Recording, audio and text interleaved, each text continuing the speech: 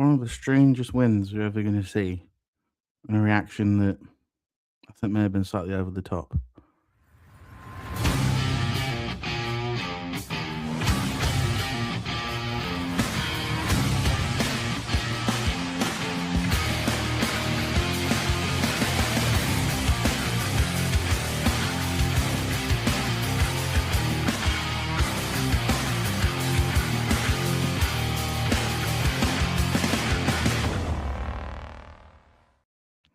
Hello, hello, hello. Welcome into the 41st episode from the Value Floyd podcast. My name is Callum. I will be your host. That's a strange one. um, yeah, I've been sort of beyond sort of getting myself slightly in trouble online. Also, kind of spent the last sort of 24 hours, 28 hours over it's been trying to sort of digest um, the game that we saw on the Valley on Saturday afternoon. Um, it wasn't good, but if you'd offered me 5 points from Coventry at home, Blackburn away, and Sheffield United at home, I would have taken that. But the second half was one of the strangest things that I've watched. The fan reaction at the end of the game, I thought was slightly bizarre, considering it felt in many ways like we'd thrown points away, even though we'd won. I was quite irritated by some of the stuff that I thought was going around afterwards that wasn't entirely necessary. Um, I think that the manager walking straight off with no clapping at all the fans was weird. The fact that wasn't addressed in any of the post match media that I've seen was strange. The Sheffield United reaction at the end with Wilder climbing into um, part of the East stand and giving a child his jacket for some reason and running around and sort of putting both arms up in the air and waving it around and them singing along. It was almost like they'd won. The reaction that I've seen in terms of people not almost that everyone seems to think that yesterday was a papering over the crack sort of game when we've actually been trending up a little bit lately. Um, just a just a really strange day, and a really strange reaction that I spent time really trying to wrap my head around, and I'm sure there'll be people that disagree with me on this, and I'd be interested to kind of hear those opinions. Maybe, yeah, maybe I was a little bit forthright in my sort of response, and hey, can be. Um, I have a right to an opinion, as does everybody else, you know. And we'll come to the post match later and spend some time on it. Let's talk about the game itself because the first 40 minutes are 40 of the worst minutes that we've played under Nathan Jones by a mile. We couldn't get the ball down defensively all over the place. The James Britt left wing back thing did not work. Kane Ramsey looking rusty as anything. I know he's been out for 4 weeks. I'm not going to blame the lad, but he looked rusty. Like I say, Britt left wing back just looked completely lost.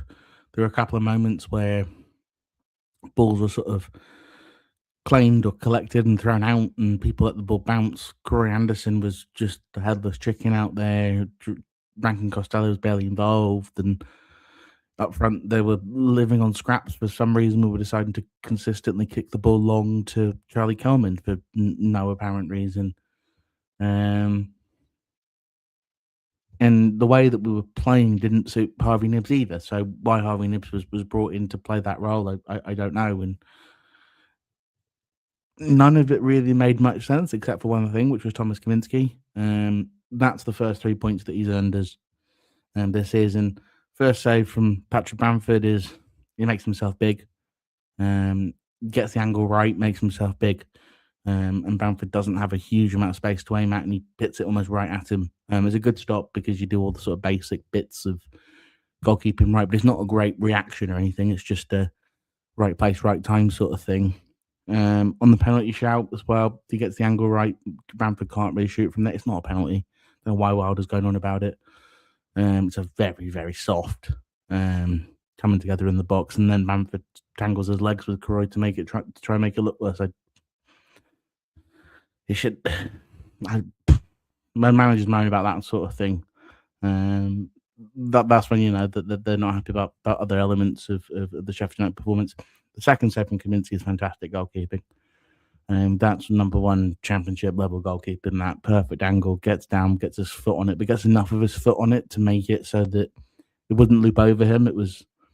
Came off basically off his ankle and went straight over the top. It was a really, really good save. It was a really good reaction.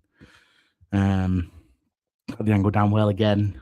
Sort of came about 3/4 of the way out, didn't come all the way. It gave him enough time to react to the ball. And also that any sort of contact that he made with it was going to take it over the goal rather than loop it into his net. So fair play to Thomas. He came out for a couple of things as well, came and claimed a few things. Distribution is still not great, but it's never going to be.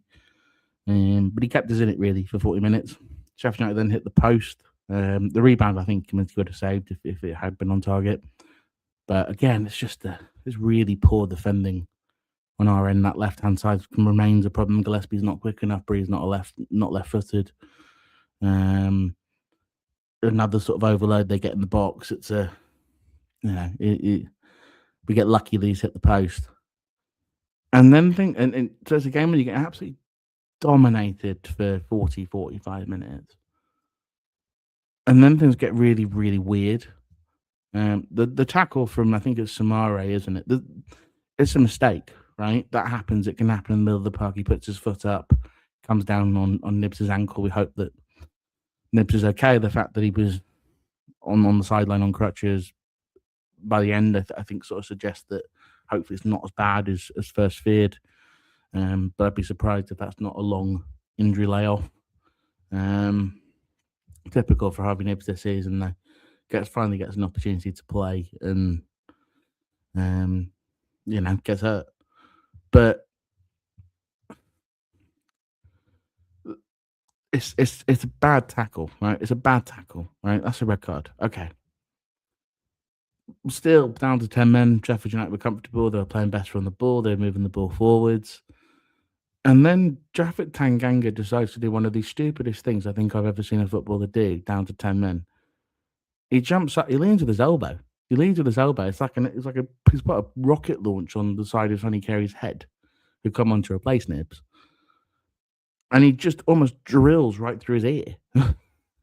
Like, Wilder's moaning it's not a red card. I mean, it's a blatant red card. They're both blatant red cards. The referee's got all three of those major decisions correct.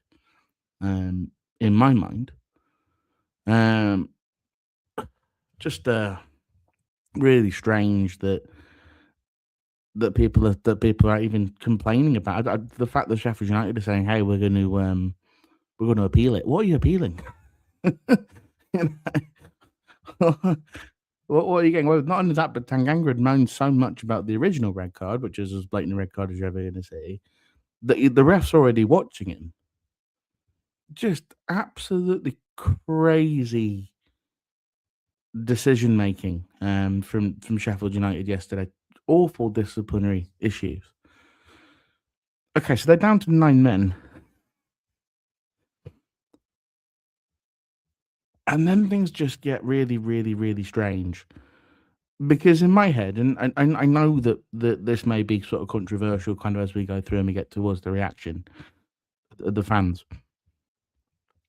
In my head, I went, okay, you bring a forward on, you bring TC on, and you may want to get one of the centre backs off. Maybe if Ramsey is still not quite there physically, maybe take Ramsey off. You move Clark back into right centre back. You bring Apsher on at right wing back, right? Or you keep Ramsey on and bring Clark off and do it that way round. He sticks with a 5 back against 9 men, right? He brings Dykes on, he brings TC on. But he sticks with the 5. And I think that's what annoyed so many people yesterday. And a lot of times on this podcast, I think probably my social media posts are probably more a more personal opinion in terms of how I feel about things. On this podcast, I try a lot oftentimes to understand why Nathan does some of the things that he does, because oftentimes it seems very weird, and not sort of thought through. Tactically, I think the idea was that they still have Gustav Harmer up there. They still have Bamford at this point. They still have O'Hare. Right, these are players that, in a moment, if you give them a shot, right, they can put it in your top corner. So, and the worst thing that you can do against a side like that is go down 1-0 when they're down to 9 or 10. Their fans were fantastic all game. I thought genuinely fantastic. Rivaled Southampton, and but considering they didn't have the 4 goals or whatever it was at the time Southampton had, I thought their fans were an absolute credit to them. To be honest with you, um, but you can't kind of get them involved. We're a little bit shell shocked, I think, from the first 40 minutes of not seeing very much. And I was watching it. I think the reason he doesn't make that change is he played the math. Right. Firstly, you don't train to play against 9 men, so that's a first for me as well. And I think fan reaction straight away is to go beat them 4 or 5-0. I think Nathan's perspective was Portsmouth are playing Sheffield Wednesday today. That's about as free a hit as you're going to get at this level. They won. Right. Wrexham in the end did beat Norwich. In the end did beat Wrexham, so they've won. Right. You can go 4 points clear of Blackburn. You can stay 5 points clear of Norwich. You can go stay 4 points clear of Portsmouth by winning that game. Right. With the game in hand, you can go as high as 14th if with the win yesterday. Right. So I think he played the math. And I think fans didn't like the fact that he played the math. I think fans wanted to see the swashbuckling, front-footed football. Well, we just played dreadfully for 40 minutes. To say we're now going to suddenly be swashbuckling footballers, I think was a bit of a stretch. So I think that Nathan went, let's stick with it. And in terms of fan expectations, I think the worst thing that happened was the fact that we scored that early in the second half. Because we scored so early on that point for Nathan, it's a question of, do I push for the second or do I just sit on this? And I think at the moment, with where we are in terms of not winning games and all the rest of it, I think that he thought, we'll sit on it. We'll try and break on them and get the second when they're completely out of shape. And there were a couple of nights we did that. TC with a shot, really good save from Cooper. Miles had a good stop from Cooper. Doesn't quite get the purchase on it he'd like to on his weak foot, but still a good stop. We had one off the line from Lloyd Jones, wasn't it? I think we had another opportunity as well. I can't remember exactly who it was. The goal itself is a Macaulay Gillespie long ball to Lyndon Dykes to knock it down. First touch for a Charlton player. First assist. Lovely finish from Kerry. Some questions maybe on the Sheffield end about the goalkeeper. It seemed pretty central. But it's a lot of power and it's pretty close. So, you know, it was a good finish from Sonny. I'm happy for him to get back on the score sheet. I think he's a very important player for us and he has been slightly off the boil lately.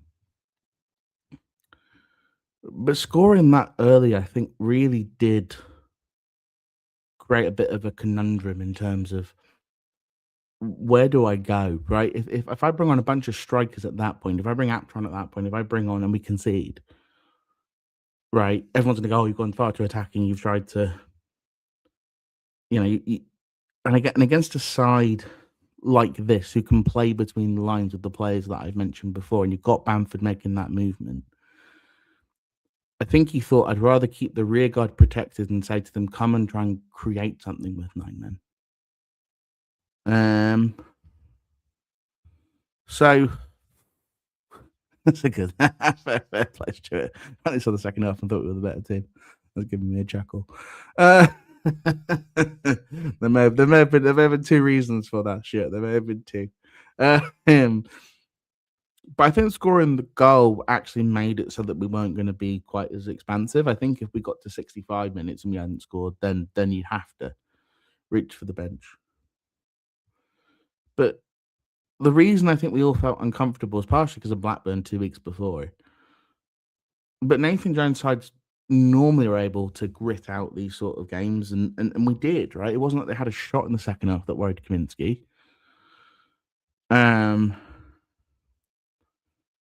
So we're just in a. It's just a strange. It's just such a strange second half. Now, personally, I would have brought Aptron, right? I would have gone for it a little bit more. And it was, I think Louis used the phrase uncomfortable because it was a little bit uncomfortable that second half, right? And I think the crowd were getting frustrated, and I think that's absolutely fair that people are getting frustrated, right? Because I was getting frustrated. What I didn't love was the reaction at the end. I don't understand a world in which you beat the team that were in the playoff final last year, right? Playoff final last year. You've done the double over them. You kept the clean sheet, right? Now you can thank your goalkeeper for that, but your goalkeeper's a footballer. He's a highest paid player, right? Goalkeepers are still footballers. He's done his job, right? But you kept a Chris Wilder coach team out twice. You've beaten the team that were in the playoff final last year. Spent 3 of the past 5. Is it 3 of the past 5 or 3 of the past 6 in the Premier League? Seasons in the Premier League? You've kept Bamford mostly quiet. You've kept O'Hare mostly quiet. You've kept Hamer basically silent.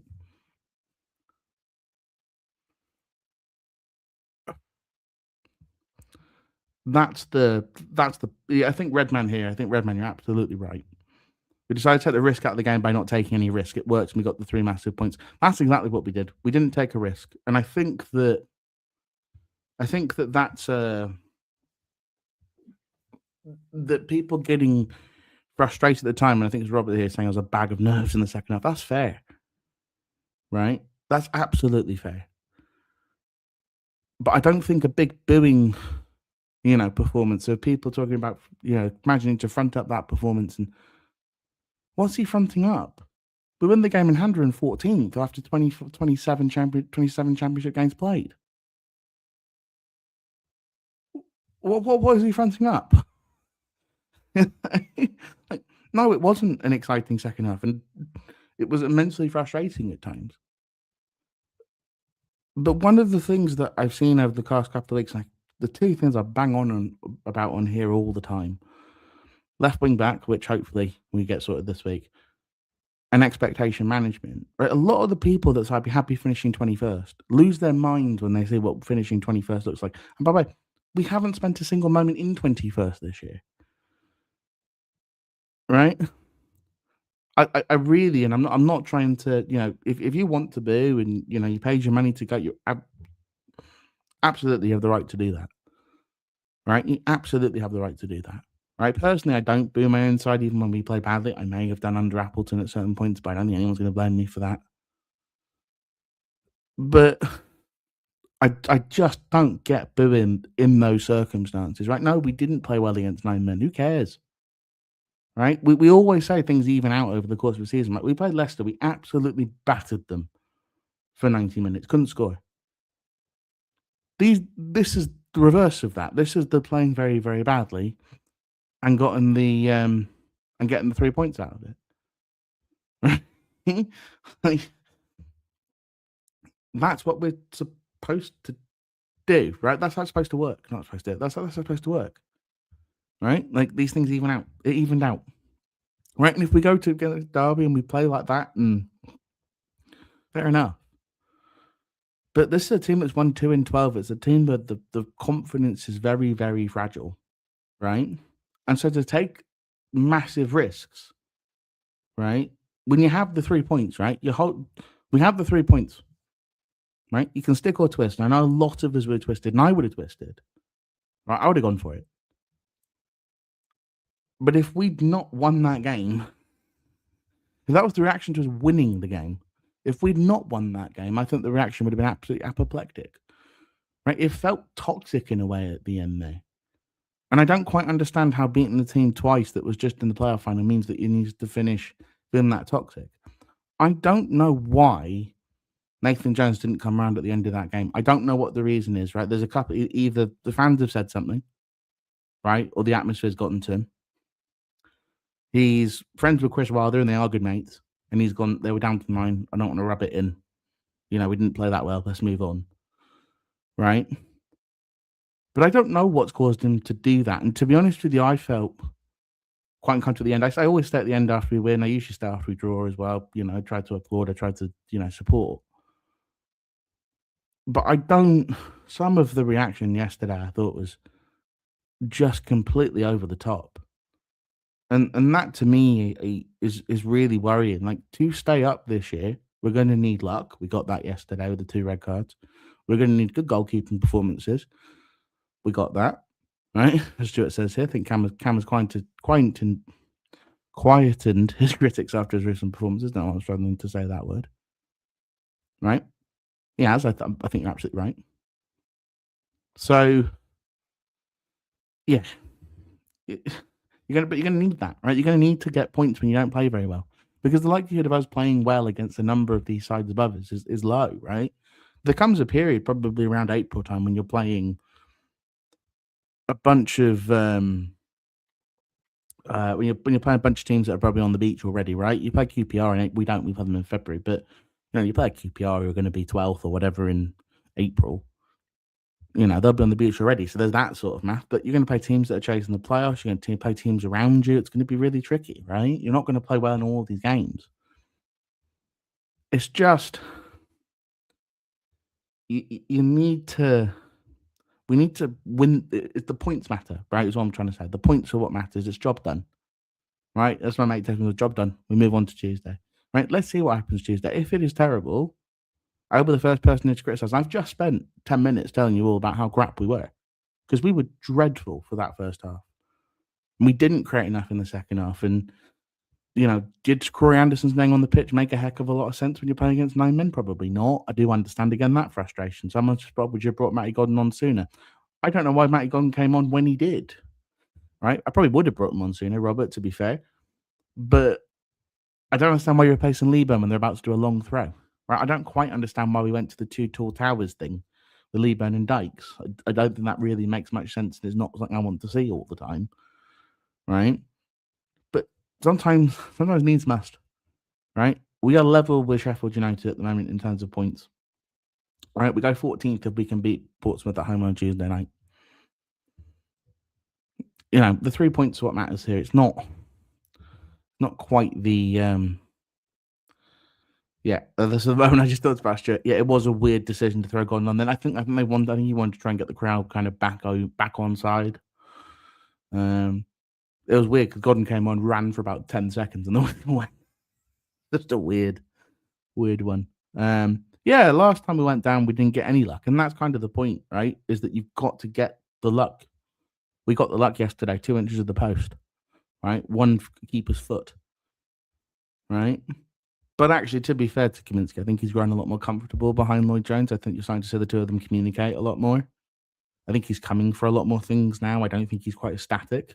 I think he's starting a bit higher. There was one that came over the top, and I think early in the season he would have stayed deeper. He didn't. He just came and claimed it, and I thought that was good. There was like a cross that came in. He came and just caught it.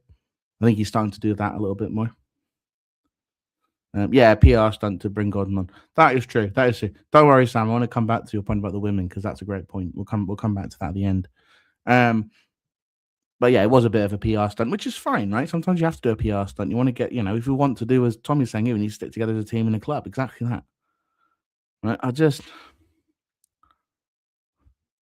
So when you hear Nathan really where we were 18 months ago, tells me he's fed up with us shouting, so wants us to shut up. I think there are elements of that. I think genuinely there are. I think that what he's saying is, very similar to what I'm saying, right? Like, sometimes you do have to, think before you do things, right? And I get the frustration of the moment, right? Because it was a frustrating half against 9 men. We should have been better against 9 men. But I think the reaction needs to be a little bit cooler, right? I think you also need to look at the fact of we've just done the double over the team that finished second in the playoff final, that made the playoff final last year in this division, right? We're not playing Northampton, right? We're not playing Burton, right? These are extremely difficult, right? Extremely difficult games, right? You're playing against extremely good footballers week in, week out, right? And you've got to take the risk out. If there's a risk, you just need to mitigate it, right? Nobody, when we get to the end of the season, and if we finish 15th, is going to look back and go, "Oh, remember when we only beat Sheffield United 1-0 when they had 9 men?" Yeah. Yeah, no, it wouldn't have been fine if Godden missed the header flick on and they scored. No, it would not have been fine. But he did. I think he actually did win a header, didn't he? Um, to be fair, despite how small he is, he's actually quite good defensive in the box. Godden, weirdly enough, but he's not the same level of Miles, obviously, because he's not 6'5" or whatever it is. Yeah, he never makes that sub if it's 11-11 at the time in game. No, I don't think you do. I mean, I think he was just trying to waste the end of the time, really. Right, you make it so you put the pressure on them to get the perfect throw into the box. They didn't get the perfect throw into the box, and the game was over. So that, I think, is where that comes from. But look, maybe I'm wrong. I guess we'll find out on Tuesday. But to me, I look at that and I came out of that and I thought it's a big 3 points. It wasn't particularly convincing at times, but hey, we got the luck. All right, go play Derby. If you play well against Derby, no one's going to think about this game, right? I've got the opportunity to get 6 points before I go into the South East London Derby. Right? If I get 7 points from this week, I'll be absolutely delighted. Right? I looked at it and I said, between 4 and 7, right? Because we always lose the Derby away. But look at it and I go, if you can get yourself 7 points here, right, from this run of 3, you're absolutely going to be fine. Right? Like we're trending out. Blackburn are trending downwards. That's what makes throwing that 2-goal lead away so frustrating. Blackburn are trending downwards. Norwich are trending up. That's one thing to watch. That's a big win for them. But there are clubs that are trending down. There are clubs that are not doing. Southampton, goodness gracious me, right? Birmingham can't win away from home. You know, like Swansea. You know, how good is Swansea? I'm not sure. Right? I thought they were excellent when they played against us, but they don't have a heck of a lot of cutting edge, and I think that's a real problem for them. So, look, are we better than a lot of these sides? I don't know. I would argue probably not. Right? Probably not. Right? And Redman's here is absolutely right. To get into the more analytical side of it, we don't build up from the back in possession. If we play one ball out to the other side, probably one ball to the fullback, comes back and we hit it long a lot of the time. Part of that yesterday is because you can't go through Croy. That's not Croy's fault. It's just not his game, and he's not quite there yet in terms of development. I think he can. I really hope that we can get some sort of midfielder in because I'd really like to see him get that loan to Wickham. I wish it was to someone like Bolton and a coach like Schumacher who's a lot more focused on sort of midfield transitions. But I think that'd be a really good move for Croy for 6 months, just to play week in, week out in League One and really be able to focus on dealing with physicality whilst you're on the ball. Exactly this, Stuart, as well. We only need 4 more wins, 5 max. Exactly. I've always said about 46. Right? If we can get to 46, you should be fine. Most seasons about 46 is okay. I think it's 46.2 is the average. Okay, 47, say. That's 15 points. 15 points from 19 games. Right? It's less than a point a game. Most of those games are at home. we also have Sheffield Wednesday away and Oxford United away. Right? 2 of our away games are one that's going to be probably a team of children. Although knowing our luck, their administration then will go through the week that we play. And the new owner will be there and it will be a big thing. No, not luck. You've got QPR at home on a Friday night, right? There are winnable games in this run, right? But that's a big win. It doesn't feel like one because of, I think, the reaction, because of how it felt around the ground, because of how we played against 9 men. But I didn't think I'd be getting messages from people moaning that I think that the 3 points is more important than the performance in this particular time. Through the next 6 months, the 3 points are all that matters. Right? There was a time in League One where it was just win the games, get in the playoffs. Right? It's the same thing here. Win the games, get a point, take a point, whatever it is, get yourself to basically, if you can get to 50, you're definitely safe.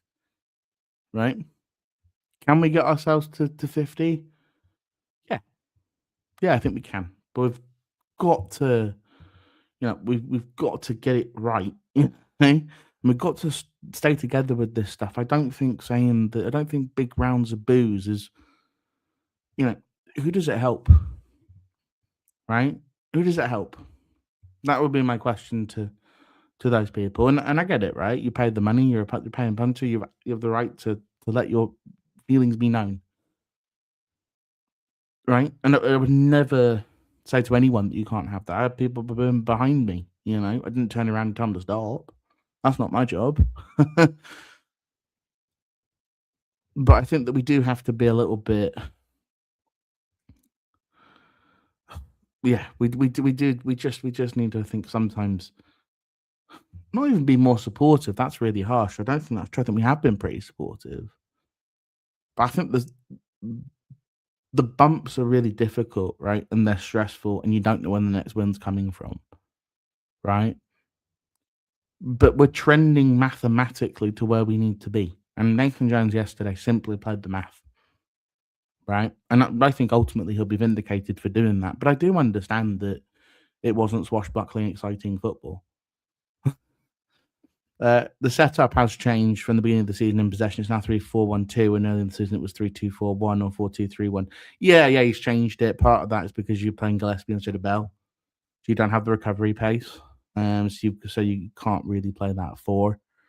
If you play I think we should have gone to a flat three yesterday against 9 men. I really do. If we were going to stick with the three centre backs, which I understood, then you go to a flat three. You shouldn't have gone in the five, which really was a four again when they when we had the ball.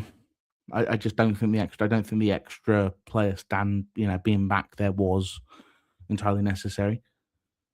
Yeah, yeah. I was saying this earlier, Stuart. The real laughable thing about yesterday's games is while they're moaning about the Reds, not seeing two more Reds than those yesterday. The fact that the one that they're actually moaning about is the second one, which to me was absolutely egregious. Right, you stick your elbow up aiming at someone's eardrum. What do you think is going to happen? Right, that's not physical play. Formation needs to change, otherwise we're going to struggle. 5-3-2 doesn't work. I don't know, Sam. I don't know. What are we changing it to? At the moment with formation, I said until you have a left wing back, right? Until you got someone that can actually play on the left hand side and make everything look symmetrical again, right? Which is what happened when Josh Edwards was there. It's what happened when Amari Bell was there. You had a left foot to left back who could get up in Edwards' case and get back, or could just stay back in terms of Amari. I think it did work, right? We don't lose a lot of games when we've got a fit left footed player out there, right? So I think the main thing here is get a wing back and then you can have a look at it. We're not going to change formation now. We don't need to. We're 5 points clear of the relegation zone. And to be honest, we're trending in the right direction. I mean, you can't play a 4-4-2 now, right? My question to those saying the four is firstly, who are you playing at left back? Right? Who are you playing as a left back? Right? It's not a wing back, it's a left back. It's someone whose entire focus is defending. We don't have one of those. Right?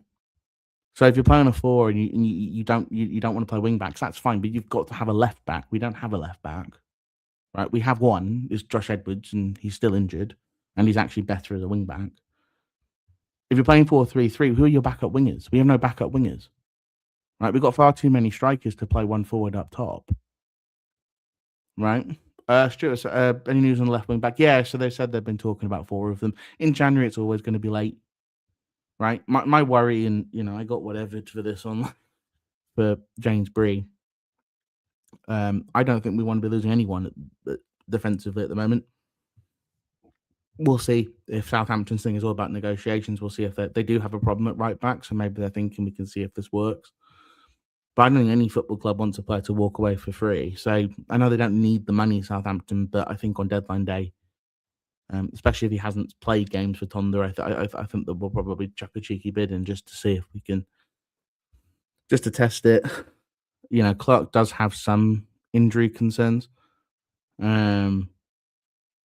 Yeah, I mean, centre forwards stay close together than before. TC would stay wide, drop deep into half space. Left wing back would definitely help. So, yeah. I mean, losing TC up front, I know that the outputs weren't there, and I understand that, but you lost.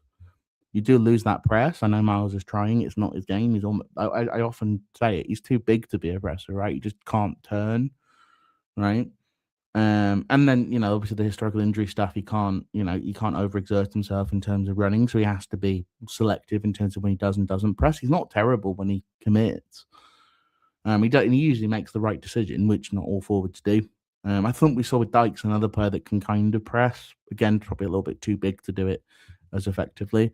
But yeah, what we've lost in terms of the forward bit is someone to be able to kind of come out. So as the ball kind of goes forward, when you're building up, you would have TC dropping almost to be the 10. Kerry would go outside or cut up the other way. That would allow TC to take the ball, and then you turn around, you've got options going either side, and you can slide that in, right? So we don't have that at the moment, and I think that probably affects Kelman a little bit. But I think Kelman was living off scraps yesterday. That's nothing to do with him. There's not much he can do. He's not big enough to win those headers. It's unfortunately part of the thing. Yeah, this is true. So I thought Kerry's set piece delivery was I thought it was very good as well. Actually, to be fair, there was a couple of corners that I think he got right into the mixer. Useful. Just to go back to Sam's point too, the 4-4-2. The reason why no one plays a 4-4-2 now is because everyone plays 3 in midfield. If you play 2 in midfield, you get killed. Right? Even if you looked at, just to use an example, Michael Carrick at Man United yesterday when they were playing City, that was a 4-4. It wasn't. It was a 4-2-3-1. You need the third midfielder, because otherwise you're just going to get dominated, and then we get dominated in there enough with 3. What was interesting is the 2 players that were left out of the squad yesterday. Kanté doesn't surprise me. I thought he's the odd man out. By the sounds of things, we're not interested in loaning him. We want to keep the number there. But we keep the numbers there. Sorry, but I think but I do think ultimately there'll be space for him to go out on loan somewhere. Hopefully somewhere where all he does is practice shooting all day. And then with Doc, I think that's if you're him, that's a worry for him. He's been way off the pace for 2 months now. That's a player in the summer that I'd be looking to upgrade. I think we badly need to upgrade that 8 spot. I think with Coventry, there's probably more of a rotation there. I think playing him 3 times in a week, he's played basically every game. I think giving him a break was good. The other big thing about yesterday was Burke didn't have to come on. So Burke's on the bench, which means that hopefully he'll be fit. Because I would. It's difficult because I thought Burke was actually pretty good against Derby last time. Coventry should be coming back in on Tuesday, Rob. I'd be stunned if he doesn't. It make no sense if Tanter doesn't right. Otherwise, we have 6 strikers. Yeah, I mean, I guess what they're probably going to do is spend a couple of weeks just making sure Gordon's okay. But that's why it rules out any non-2 striker formation, is because we don't have the wingers, and also we have so many strikers that you can't just play a one man up front, right? Gordon doesn't work as a single man up front. I don't think Leeburn works as a single man up front. TC definitely doesn't work as a single man up front. So you've got to. I don't think Kelman does. He's not big enough. So that's why I think that you're going to stick with the 2 strikers up front, and then it becomes difficult without losing players in the midfield to play a 4, with wingers. So that's probably why we're going to stick with the formation at the moment. Unless we play 3 up front. Yeah, play 3 up front. But just play Dykes, Leeburn, and have Kelman run through the middle and try and knock it down to him. I'm going to try not to give Nathan Jones any tactical ideas, because he's the one person I can imagine would actually think that might be worth trying. But yeah, I think we are where we are. I think left wing back is the key. I still can't believe it's the 18th of January and it's not been sorted. It has to be done this week. Yeah. By the way, Sam, I do completely understand why you're saying that you want the formation is something that you don't like. I don't think you're the only person to share that opinion. I don't know if Mark's in here, but I do. I don't think we have the players to do it. Next summer. What I would very much like to do is sign players that can play, in that. You can play in a 4 as well, so maybe you get 2 different fullbacks. Maybe the really big problem too is centre back. We don't have centre backs in playing a 2. Lloyd Jones is an exception to that. Maybe Burke, but Bell's not been playing a 2. Mack is not quick enough to play in a 2. Clark's always played mostly in a 3. I'm not sure. Again, I don't even think we have the right back. Maybe we do with Clark. Maybe we do have the right back to play a 4-back with a right back, but left back is still a problem. Santo struggled tactically. Yeah, I mean, I don't know necessarily tactically, but definitely in terms of the press. He often goes when he shouldn't and stays when he needs to go. And you can see him when he comes on, it drives Nathan absolutely up the wall. But the real thing that Tanto struggled with is finishing. Right? You look at the Middlesbrough one sticks in my mind. Wrexham, there's a couple that stick in my mind, but Coventry, You know, the Stoke one, okay, we weren't coming back in that game anyway, but I think that probably Tanto just needs to, I think he needs to go. So he almost just needs a bit of a reset, and then we can reassess it in the summer. The worry for Tanto though is I think that they're going to give him Bick and Carney every chance to try and earn a spot. I'd be very interested to see what the striking options are going into next season. Obviously, if you think Godden goes, Dykes probably goes, but then you're either going to go get much younger up front. Miles down to 2 years in the contract, so that'd be the best time to sell him. So it all becomes, I think, a little bit. We got two down the bottom. These are two great comments. Get Mitchell back from Plymouth. Right below, please, not Mitchell. Not for me, Robert. I think Amasa's going to Stoke. Hasn't that been confirmed? I think he's going to Stoke. Mitchell on the ball is not good enough. I actually think probably combatively he's not terrible from a purely defensive perspective, but you couldn't pass him the ball in the Championship. He was struggling with being pressed in League One. He's still not great at it now in League One. He's young enough, right? He's 24, right? He's young enough that he can improve. I just don't know. On the ball is where my issue with Mitchell has been.